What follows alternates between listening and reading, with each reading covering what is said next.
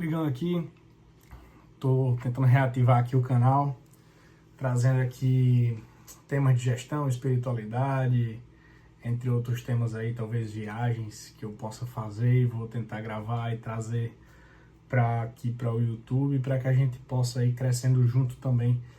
Mas hoje eu vim trazer um tema que me chamou a atenção, que foi a questão aí da CPI. Eu não vou falar de política em si, mas foi a questão da CPI das bets. E o que me chamou a atenção com um ponto de espiritualidade foi justamente a questão de Virgínia. Diante de alguns vídeos que eu vi e algumas conversas que eu tive com alguns amigos, engraçado que como ela gosta, meu pug, como ela gosta de se promover utilizando as coisas, né? E o que eu achei engraçado nisso foi que realmente ela se promoveu a CPI toda. Deixa eu ver se eu pego ele aqui para mostrar para vocês. Ó, o bonitão. Eita. Ai, meu Deus. E aí ela se promoveu a CPI toda. E dentro disso, olha lá, amigão. Ixi, que som é esse? Dentro disso, me trouxe uma reflexão que eu resolvi gravar aqui para vocês, que é a questão do dinheiro, né? Então, como se portar frente ao dinheiro, frente ao ter. E assim, eu vi em outros canais aí falando que ela tinha se promovido no enterro do pai, ela tinha se promovido com a gestação das filhas. Eu particularmente nem sabia direito quem era ela a fundo, né? Então meio que eu não tenho uma base profunda aqui para falar dela em si, até porque o tema não é esse. Mas você consegue perceber de maneira superficial, né? Mesmo na verdade que superficial, o quão uma marqueteira nata, uma aproveitadora de situações para ter ganhos em cima daquilo, né? Porque depois dali da CPI ela lançou algo no Instagram dela que já caía para um site, então você ali já tinha uma esteira de venda direto para o site dela, que fazia com que ela rentabilizasse aquilo ali. Eu não consegui levantar os números ainda para conseguir entender ou saber quanto ela conseguiu faturar por causa dessa autopromoção aqui na CPI. Até então, entendido aí. Só que a gente vê que meio que se torna tudo por dinheiro. E aí é a parte que me compete trazer aqui para vocês, como uma pessoa que traz a palavra de Deus no cotidiano, né? Então, quando a gente vê algo desse tipo, a gente entende que essa pessoa, ela serve ao Deus dinheiro. E aí você serve ao Deus que você quiser. Mas a reflexão que fica quando você vai para a palavra de Deus, na Sagrada Escritura, 3 vezes Deus diz: eu sou um Deus sem rival. Meu amigo, porque Deus é Deus. Deus é Deus e não tem quem consiga combater Deus, porque Ele é Deus. Ponto. Só que Jesus, quando Ele está aqui na Terra, Ele tem o seguinte posicionamento. Ele diz: não servirás a 2 senhores. Então, quando ele adentra mais essa palavra, ele vai dizer: não servirás a Deus e ao dinheiro. Não servirás a Deus e ao dinheiro. Então é como se o próprio Cristo colocasse o dinheiro em equiparação ao próprio Deus, ou melhor, ou mais forte que isso, como um senhor. Aqui está a chave de entendimento. Por quê? Porque a gente começa a entender que hoje, meus irmãos e minhas irmãs, estamos colocando o Deus dinheiro como um senhor das nossas vidas. E aí a gente se perde. E aí a gente tenta monetizar.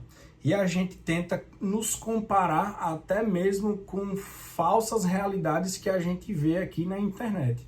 talvez esse vídeo chegue para pessoas que nunca me viram na vida e já vai ter um pré-julgamento diante do que tá vendo nesse vídeo, achando que conhece a minha vida toda. Mas assim, quando nós, no nosso íntimo, a gente coloca Deus e o dinheiro de forma equiparada e a gente começa a endeusar, tornar o dinheiro, o nosso Senhor, o centro e o Senhor da nossa vida, a gente se perde. Porque a gente começa a cair em lascívia, a gente começa a cair em prostituição, a gente começa a cair em falsas doutrinas, a gente começa a cair em uma egolatria exacerbada, por exemplo, e a gente começa assim, vai descer, e aí nós voltamos para o Éden. Como assim, Rodrigão, para o Éden? A gente volta para o pecado original, onde nós nos tornamos o Deus de nós mesmos, nos enchemos de orgulho, nos enchemos de vaidade, e aí o pecado lá do Éden é a vaidade das vaidades. E a vaidade das vaidades, ela torna a vaidade uma egolatria gigante que nem você mesmo consegue digerir. E aí o dinheiro te rouba das melhores experiências de Deus que talvez você poderia ter. E hoje não é difícil a gente perceber o quanto de pessoas têm uma vida vazia, mesmo tendo dinheiro. Agora vamos para camadas mais profundas. Quantas pessoas hoje estão em depressão, em crises de ansiedade, em síndromes que o mundo, na verdade, nos apresenta, mesmo tendo condições, né? Às vezes eu me pego pensando nisso, que a gente tem tudo, mas a gente não tem nada. A gente tem tudo de material, mas a gente não tem o mais importante, que é a presença de Deus. A gente está tão superficial, com a busca incessante por dinheiro, para que esse dinheiro tente suprir um vazio que só Deus pode cumprir, a gente começa a ficar vazio de nós mesmos. E aí se torna uma busca da gente para conosco.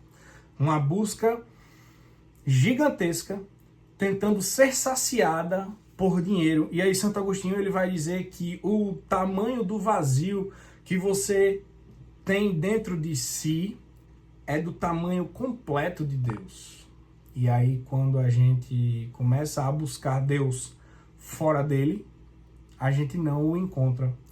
E a gente, né, como uma geração meio, digamos assim, superficializada, tudo nós queremos muito rápido, tudo nós queremos de imediato, tudo nós queremos agora, para agora, porque tem que ser agora.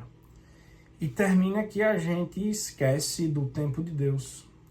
E a gente esquece das maravilhas de Deus.